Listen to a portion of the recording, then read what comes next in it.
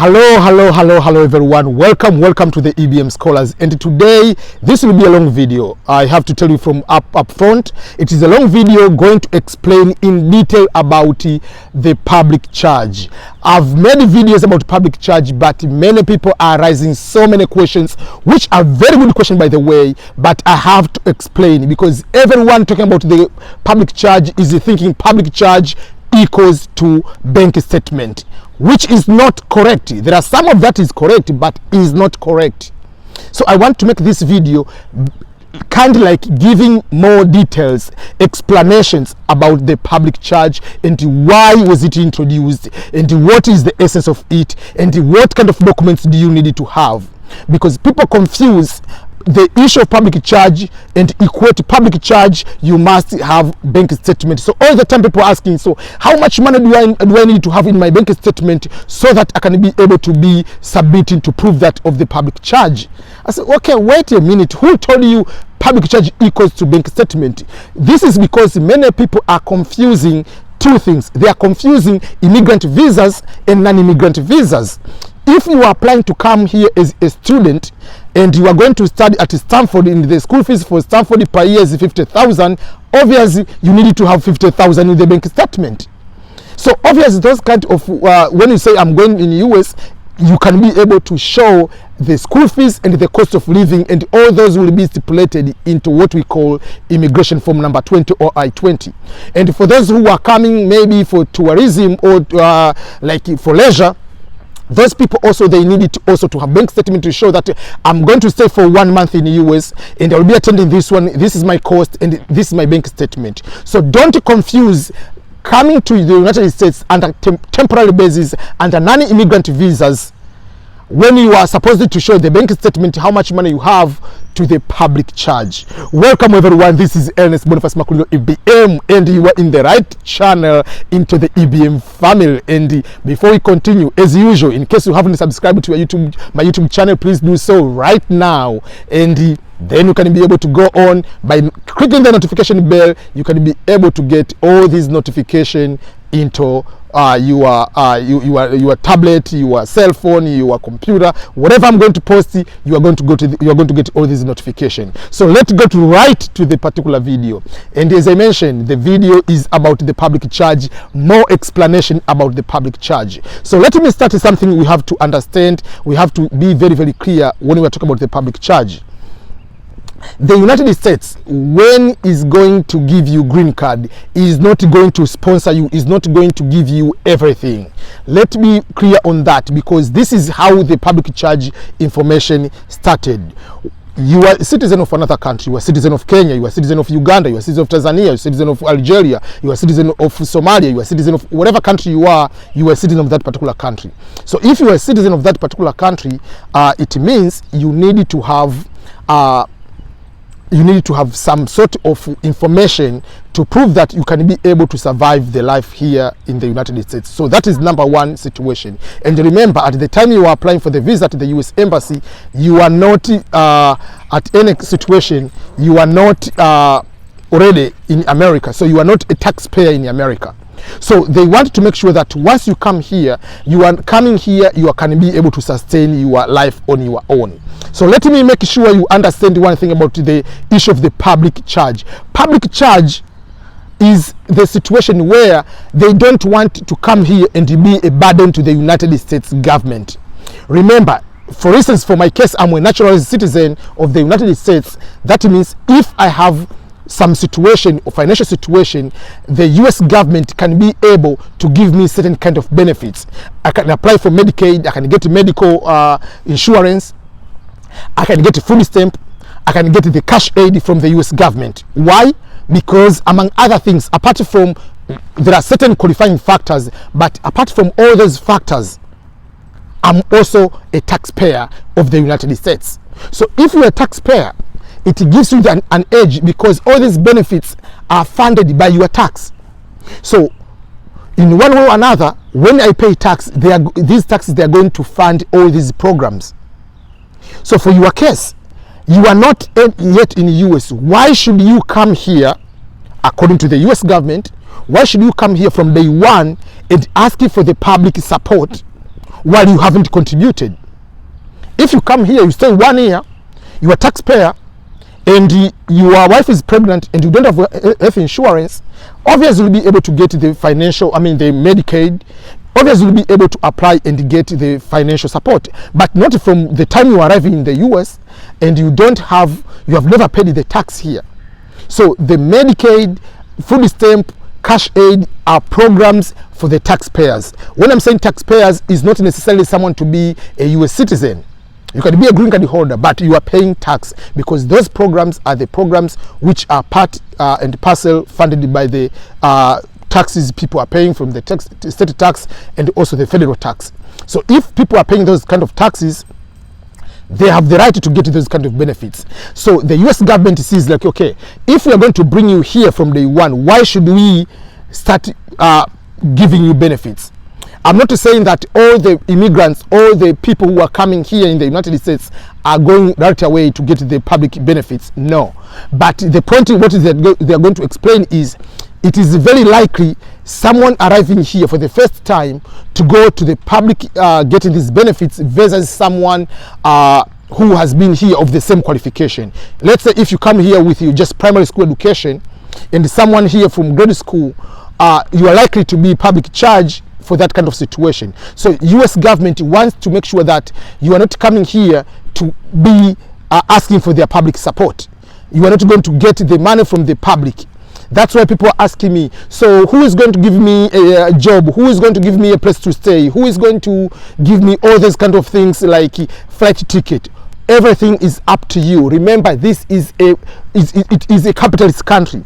To be given a green card just by lottery, that is a very huge thing. So if you have been given a green card already, that is a very big pass you have been given. You have been given a pass to come in the United States, stay and work without having any any kind of complication from maybe you cannot be able to work. So that is already huge. So if you come here, obviously you'll find a job on your own. Yes, there are some resources on how you can be able to be helped to get a job. There are, apart from going to the staffing agents or applying the jobs online on your own, each state or most of the cities, they have job centers, one-stop centers where you can be able to be taught how to write a resume in America, how you can prepare for the interviews. If you want all those kind of resources, they are there and free of charge. And you can go to the libraries, the free internet, free computer you can be able to use in the library. And there are those one-stop center you can be able to use all those kind of resources. So you can be able to access all the kinds of resources. But they cannot tell you, okay, come in the US and then go and get this kind of job. No. It is your life. If you don't want to work and sleep, you have money like an African king, come and do that. There is no problem with that. But also they cannot be able to do that.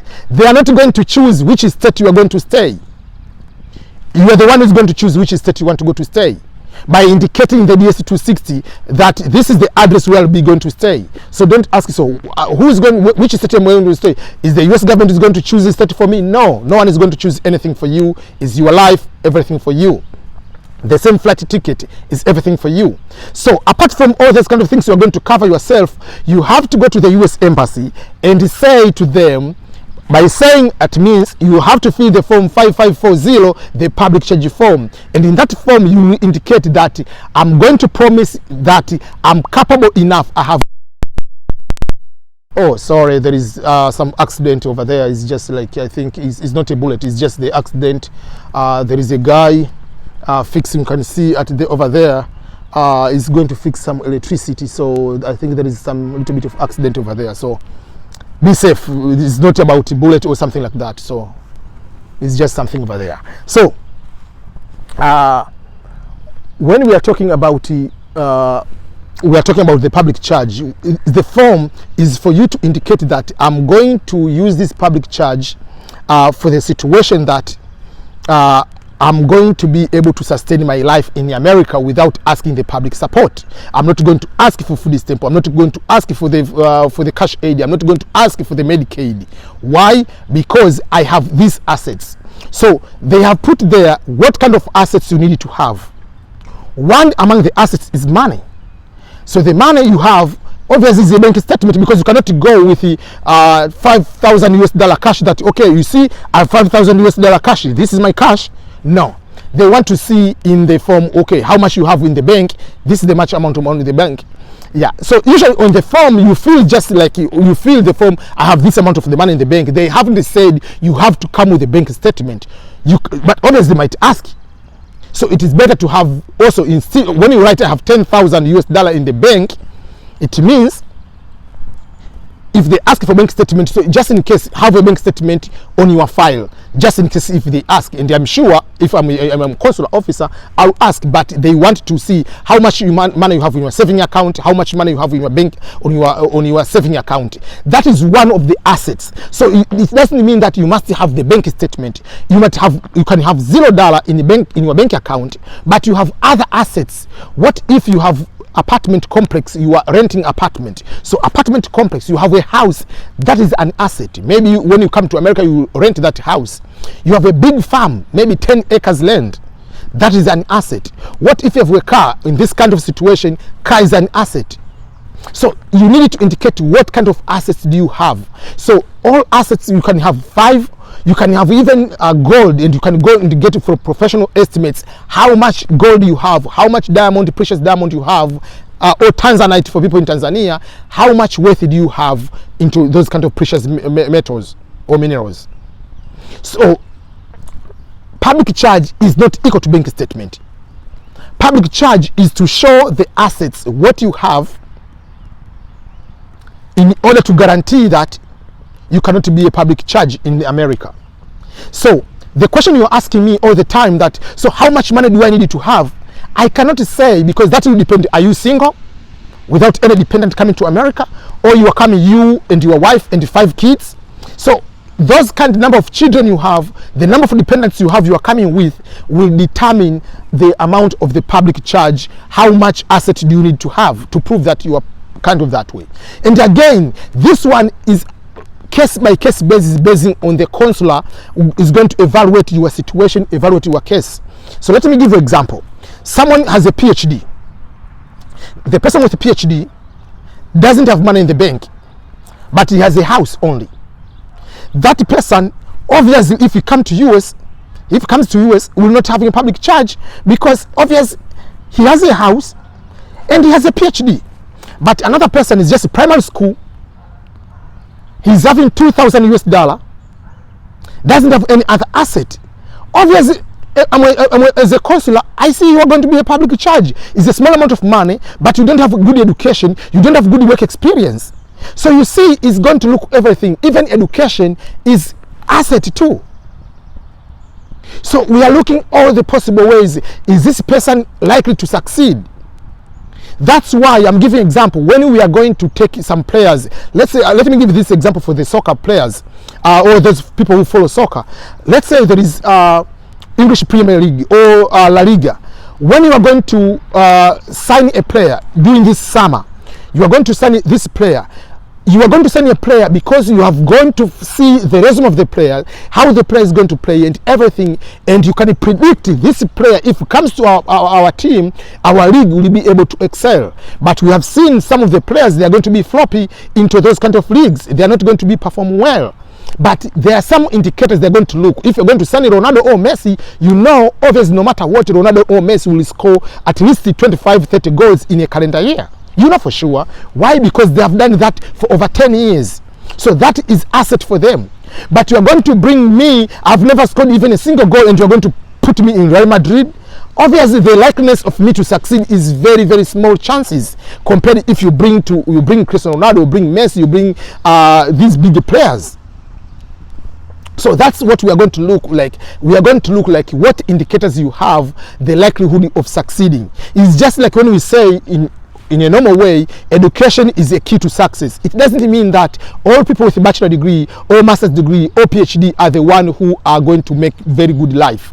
It's not that way. But if you put the probability, if you can bet that the person with a bachelor degree, a master's degree, is easy to succeed compared to someone who ended up in primary school.